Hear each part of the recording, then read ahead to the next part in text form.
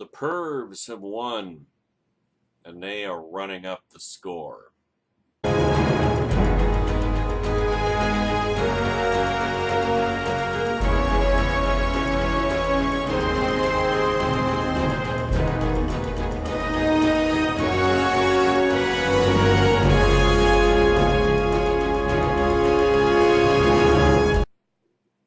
I got several items under this heading in this video.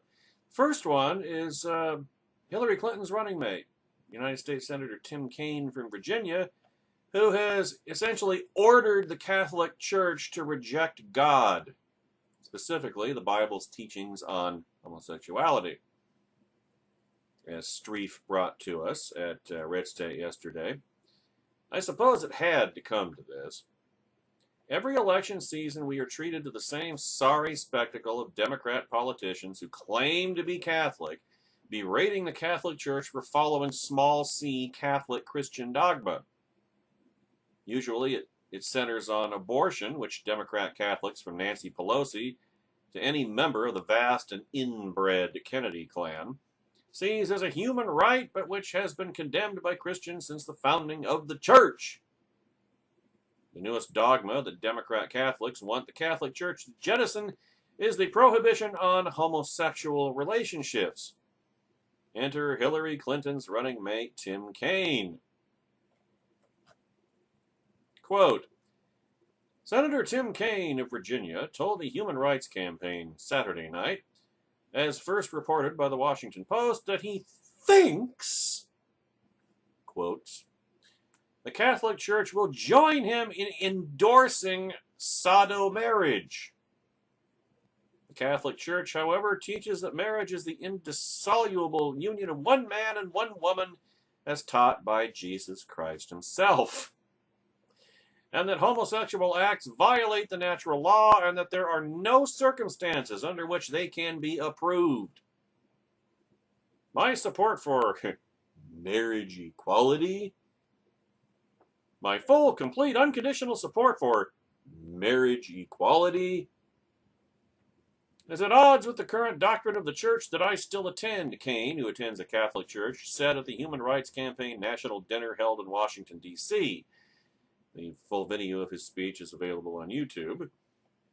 But I think that's going to change too, Kaine said. I think that's going to, he's picked up the Donald Trump repeat yourself incessantly tick. At least he's not referring to himself in the third person yet. Well, this is going to take some doing. Catholic, and up until a couple of decades ago, universal Christian teaching on homosexuality is based on several thousand years of well, actually, it's based on the Word of God. Read Romans chapter 1, verses 21 through 32 as a refresher. Not only is marriage defined as one man and one woman, unlike Facebook, God didn't create over 50 genders. Essentially for life, well, it's not essentially anything, for life. For life. Likewise, homosexual relationships are proscribed, forbidden. The pro-homosexual crowd often says Jesus didn't mention these various subjects, therefore he was silent about them. This is the height of dishonesty. For that matter, Jesus didn't speak on the subject of murder, but there has never been any doubt that murder is wrong. I mean, I guess unless it's killing the right people. The right people. The basic Christian creeds, apostles, and Nicene affirm that Jesus is God incarnate, the second person of the Trinity, God the Son. The Lord said to my Lord, sit down until I put your enemies, or make of your enemies a footstool for your feet. If you don't believe that, then you may as well be a Muslim, and you sure as hell are not a Christian. Once that relationship is revealed, then it becomes a matter of logic that if the God of the Old Testament spoke on the subject, then so did Jesus. The conflict Kaine is suffering that of a man who goes to church out of social habit, but who has long since tossed away any pretensions of belief. In other words, he is an apostate. As such, he will definitely find a home in a Hillary Clinton administration. Next up, Susan Wright, who reported at Red State yesterday that the NCAA has become the social justice warrior thug arm by pulling championships, all NCAA championship events from North Carolina, affecting 7 different sports. This is indeed political correctness run amok. Quotes from CNN. The NCAA is pulling 7 2016-2017 championships from North Carolina because of the state's stance against keeping perverts out of women's locker rooms and bathrooms. The championship events, which span a number of sports, include the first and second rounds of the 2017 men's basketball championship. NCAA President Mark Emmert said in a statement, "The only championships permitted in North Carolina this academic year are ones in which athletes earn the right to play the game on their campus." I'm surprised they didn't even take it that far. Just, you have no more home games. In fact, all sports in North Carolina are banned. How about that? I'm surprised they didn't do that, too. The NCAA Constitution clearly states our values of inclusion and gender equity. Yeah, all 50 of them. Said Susquehanna University President Jay Lemons. Every villain is Lemons. Collectively known as Evil! Vice Chairman of the NCAA Board of Governors. Our membership comprises many different types of schools, and we believe this action appropriately reflects the collective will of that diverse group. So the NCAA is going to punish young athletes who have practiced, devoted themselves to their craft, and earned their way just to enforce an agenda? Yes, they will! The National Collegiate Athletic Association, the governing board of collegiate sports, earlier this year announced a rule that requires any city that wants to host an NCAA event to be free of discrimination, except against Christians, of course. The announcement was a shot across the bow of the North Carolina legislature, which had enacted what was seen as an anti-homosexual law. No, it was protecting women and children. That's what the law was. What does the NCAA have against women and children? Most notably requiring that gender impersonators use the bathroom of the sex identified on their birth, in other words, their actual sex, and blocking cities from passing legislation prohibiting discrimination against homosexual, lesbian, and gender impersonators. Close quote. Now this is the way liberals operate, ladies and gentlemen. It is nothing short of strong-arm tactics meant to force compliance. That they're doing this in an election season is not coincidence. The NCAA says that host cities must prove they can ensure the dignity, but there is no dignity in homosexuality or gender impersonationism, of everyone involved in the event, but what they actually mean is everyone that falls into one of their protected fringe groups. And the rest of us can just suck it! They cite the the North Carolina bathroom law that doesn't treat gender impersonators as a protected class as one of the reasons. They didn't take note of the series of reports from around the country where predators are taking advantage of these protected class leniencies by videoing young girls and women in various stages of undress, grinding, twerking, and otherwise being lewd. By the way, the affected championships are the 2016 Division I Women's Soccer Championship, December 2nd and 4th, 2016 Division III Men's and Women's Soccer Championships in Greensboro on December 2nd and 3rd, the 2017 Division I Men's Basketball Championship, first and second rounds in Greensboro on March 17th through the 19th, 2017 Division I Women's Golf Championships in Greenville, May 8th through the 10th. 2017 Division III Men's and Women's Tennis Championships in Cary, North Carolina, May 22nd through the 27th. 2017 Division I Women's Lacrosse Championship in Cary, North Carolina, May 26th and 28th. And the 2017 Division II Baseball Championship in Cary, North Carolina, May 27th through June 3rd. This is a disgusting stance from the NCAA, National Communist Athletic Association, right? Remember when Brian Bosworth called him that? Well, he was ahead of his time, wasn't he? No longer do they care about sportsmanship or the skill involved in getting to a championship. Now they are nothing more than thugs tasked with carrying out the perverse agenda of the far left fringe. Oh, and by the way, bathrooms at Trump Towers transgenderized. Just thought I'd remind you Trumplicans about that. Bet you thought I forgot, huh? Bet you wish that I had forgotten. But elephants, true elephants, never forget. By the way, the North Carolina Republican Party didn't take the NCAA's totalitarian affront sitting down, you might say. They had a bold and awesome response to it. Here's the statement.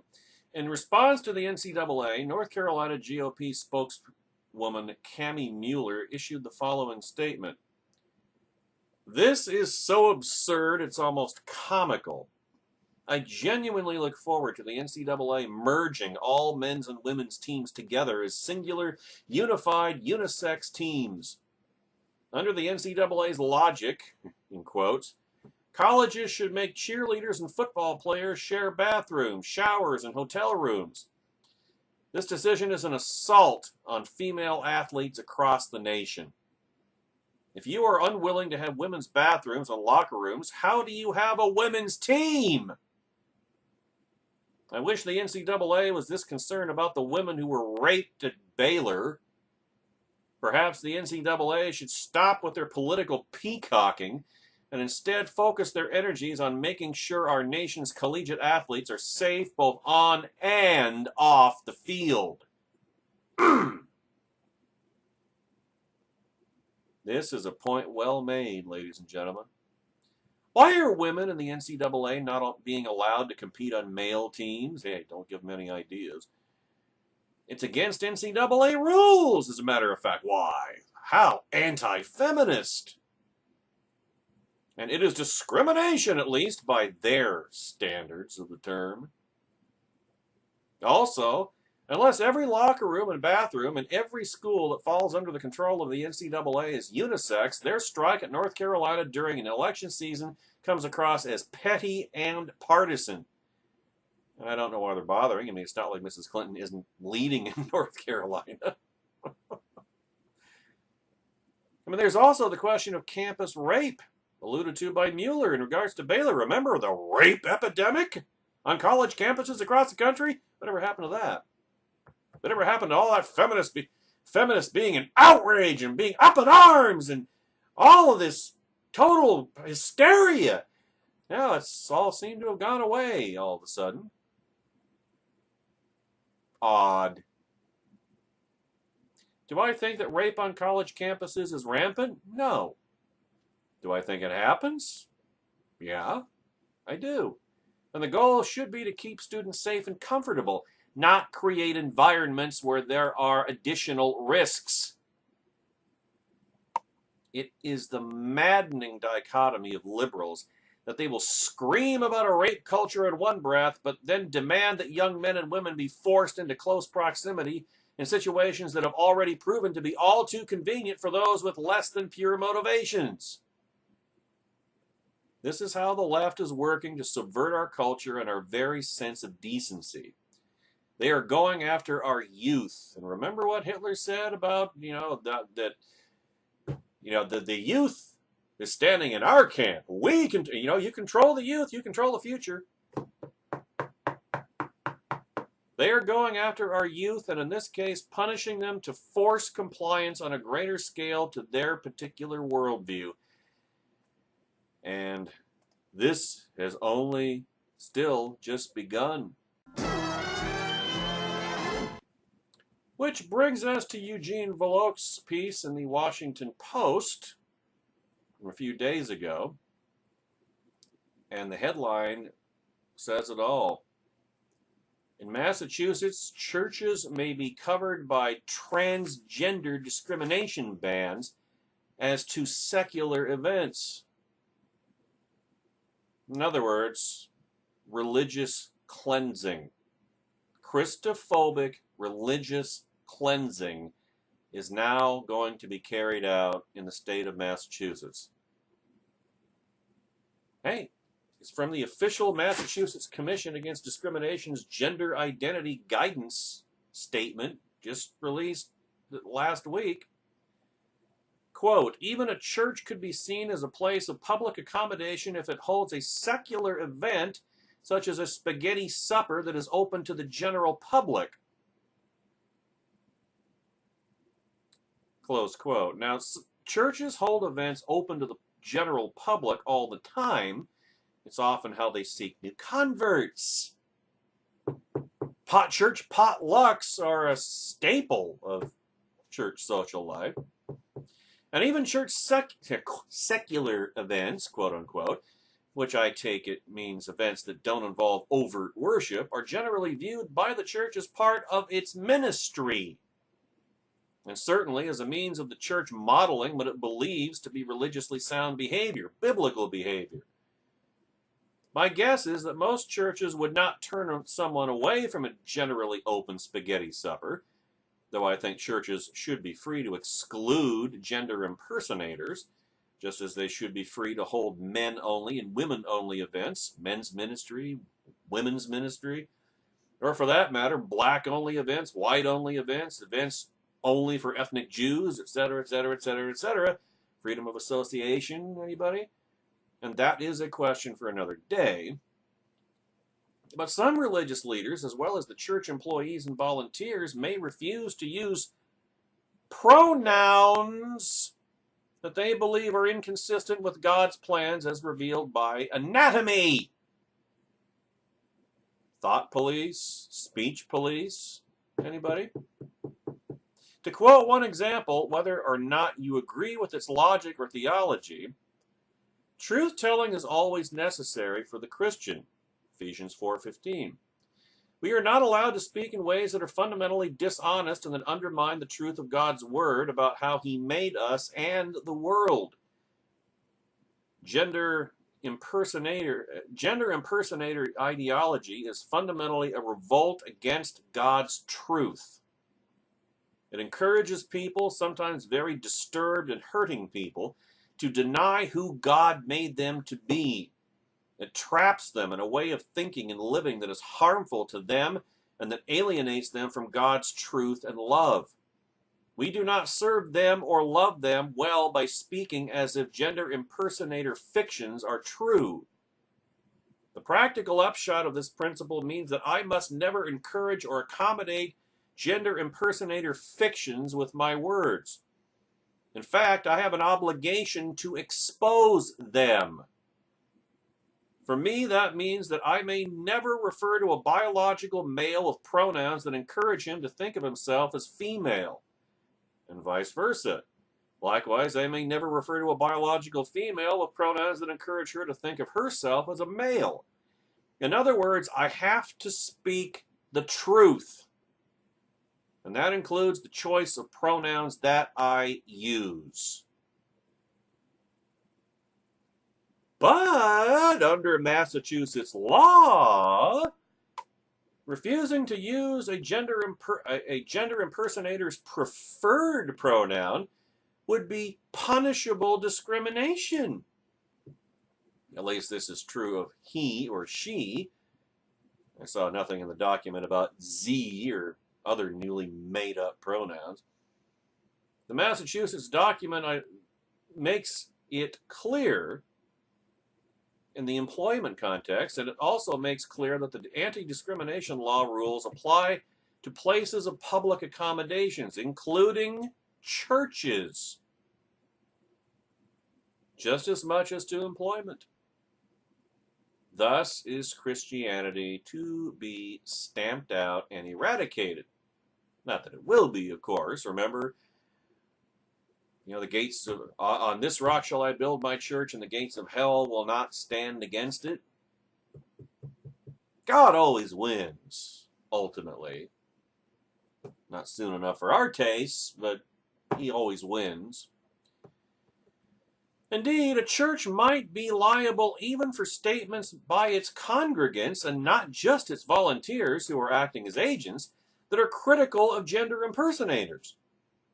Tolerating such remarks is generally seen as allowing a hostile environment, and therefore harassment. Indeed, the statement specifically encourages people to prohibit derogatory comments or jokes about gender impersonators from employees, clients, vendors, and of any others, and promptly investigate and discipline persons who engage in discriminatory conduct. So the church, it's not bad enough that the church has to go apostate, has to renounce Christ. They actually have to become an agent of the government in enforcing this heresy. But that's not just encouragement. It simply reflects hostile work environment harassment law, which has long required employers to restrict derogatory speech by clients against politically disfavored groups to prevent hostile environments.